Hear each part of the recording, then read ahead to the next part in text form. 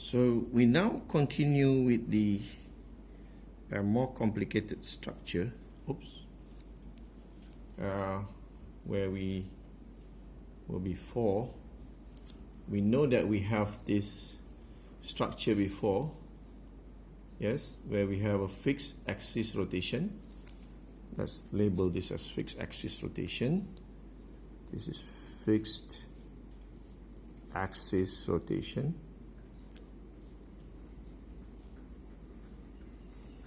And then we have a motion where it rotates. It's not a fixed axis because A can move and B can move.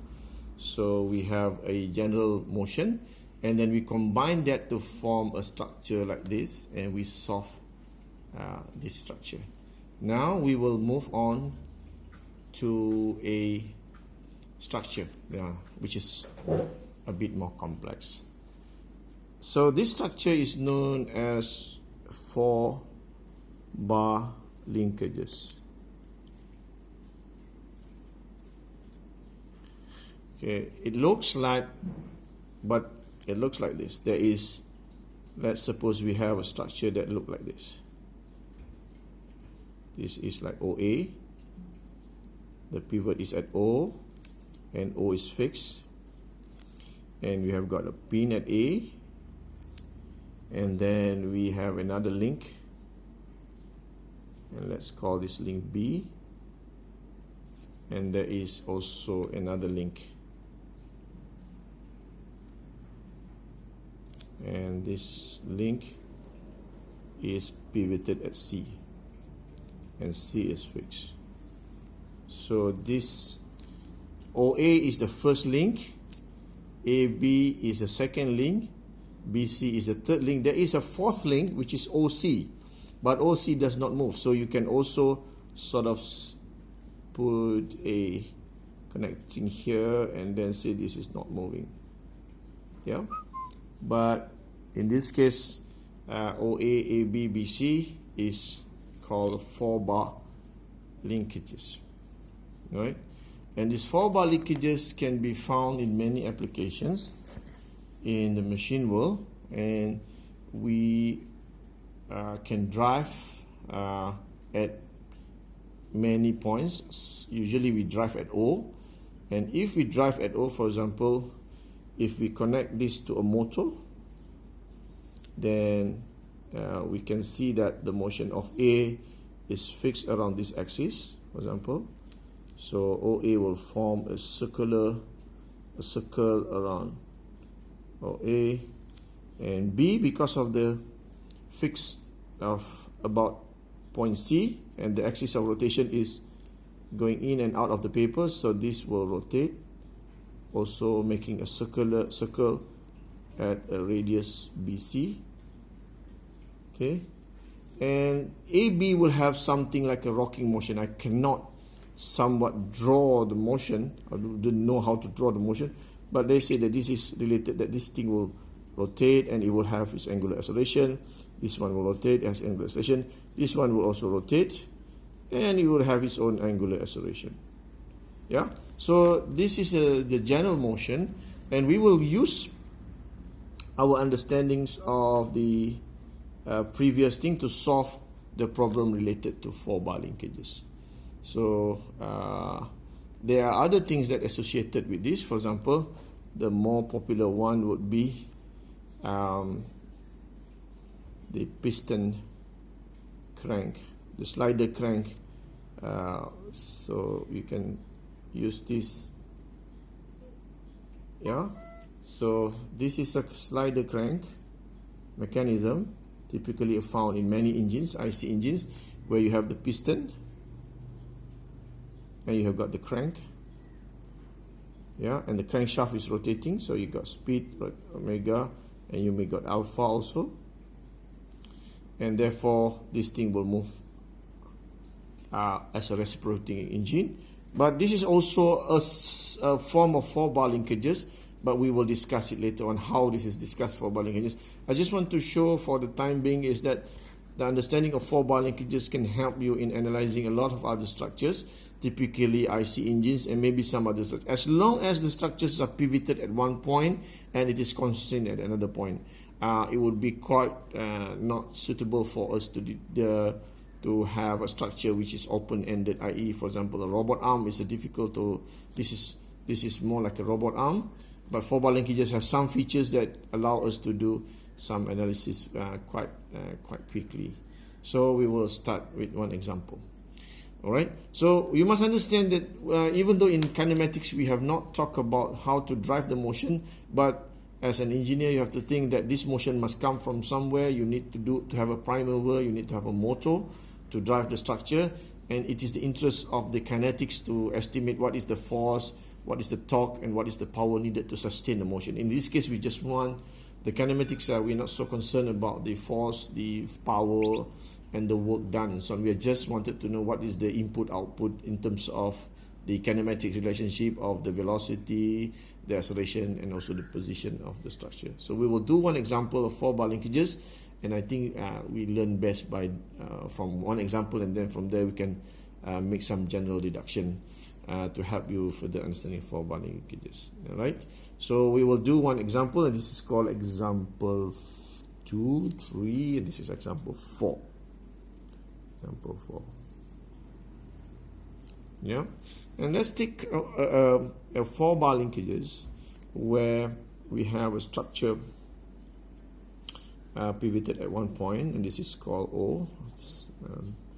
It seems to be a recurring that our pivot point is O, and then we have a structure here, and then we have a structure over here, a link over here, and this is OA and B, C.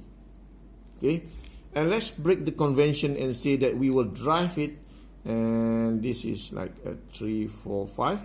Yeah, so let's say this is 5 meter. This is, you know what, just to make calculation easy for me, this is 6 meter, and this is perhaps 8 meter. Yeah, so if it's vertical, and let's consider it's vertical, AB is horizontal, OA is vertical, BC, and then we have this XY coordinate system. We need to drive a system, so we need to know the input. So the input here is a omega AC, and there is no acceleration, or let's put acceleration here. So let's put omega AC at 5 radian per second, and alpha AC at 2 radian per second square. Now there's a lot of questions that we can ask, so let's solve all the questions that we can solve from this data that we have.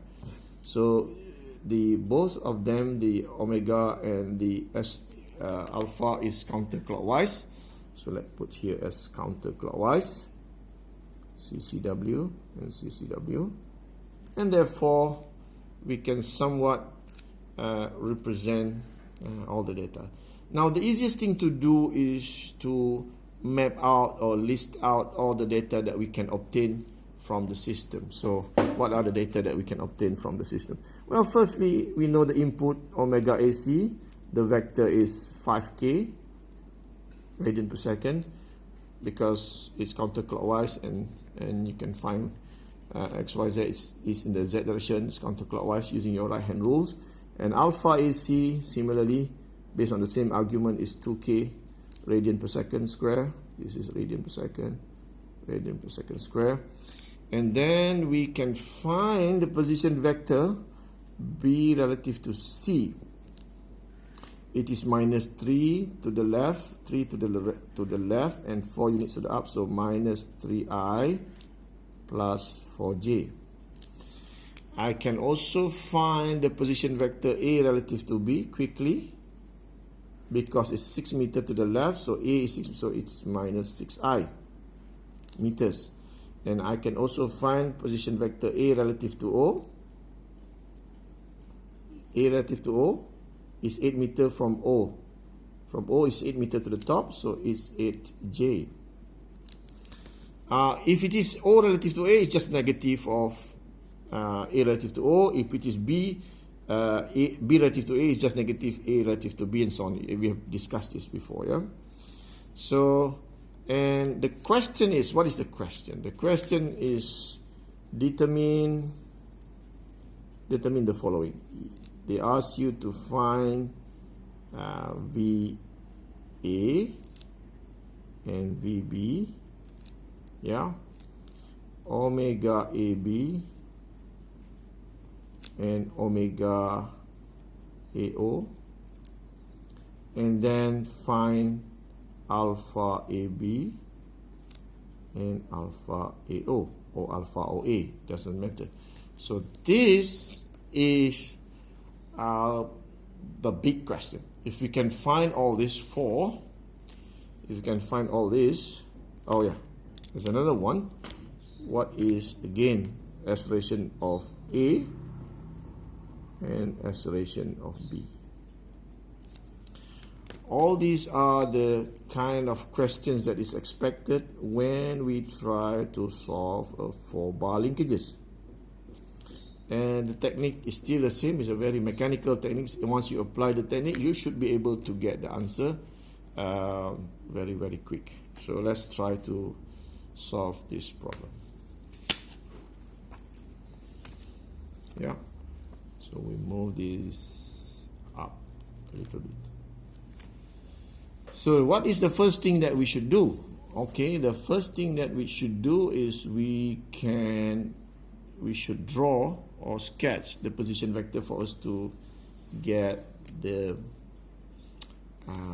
necessary equation. So let's see, this is what this is. I sketch here, this is position vector A relative to O. This is position vector B relative to C. So even though it's relative to C, because C is not moving, so it's fixed, so we can just write position vector B. And this one is position vector A relative to B. Yeah. So from there, you can write the equation of position. So the equation of position is position vector A, position vector A relative to C. This is again similar to position vector A, equals to position vector A relative to B plus position vector B. And we can now write the velocity equation. Velocity of A relative to C is equivalent to velocity of A relative to B plus velocity B. And then from there you can write the acceleration equation. A relative to C is equivalent to acceleration A, equal to acceleration A relative to B plus acceleration B. Yeah.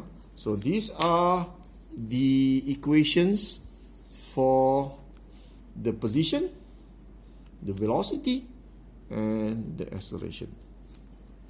Now, because we will solve the velocity first. Okay, we will solve the velocity first. How do we then solve the velocity problem? So the velocity is, we know that VA relative to C, because C is not moving, C is fixed. C is fixed. Yeah. And therefore, VA relative to C is equals to VA. But we also know that VA relative to O is also, O is fixed. O is fixed. Therefore, it's also VA. Or we can say that VA relative to C is equal to VA relative to O. Because both C and O is fixed, not moving. Yeah. So therefore we have this VA. They are the same. And because we can use this equation to say that VA relative to C is equals to VA equals to VA relative to O. VA relative to O, we can now that because of this fixed axis rotation, yeah, OA is fixed, we can now write VA relative to O equals to omega OA cross position vector A relative to O. Yeah. But omega OA is unknown. This is unknown. Unknown. We do not know this. So we have to assume. What do we assume of? We therefore assume that omega OA, the vector of omega OA, is equal to the amplitude or magnitude omega OA with a vector k. If the assumption is wrong, we assume that the direction is omega OA k. We assume the direction is k and the magnitude is omega OA. If the assumption is wrong, k will be negative. If it's right, it will maintain the same direction. So that's all. So we can say that VA equals to the vector is omega OA k cross position vector A relative to O. We know that is 8j. So omega times 8 is 8 omega OA. K cross J is minus I. So you got minus I. So that is VA. We will keep this for the time being. So VA equals to minus 8 omega OAI. We will keep this for the time being. We then proceed to find, because of the velocity equation, we already find VA relative to C. We now find VB. So what is VB?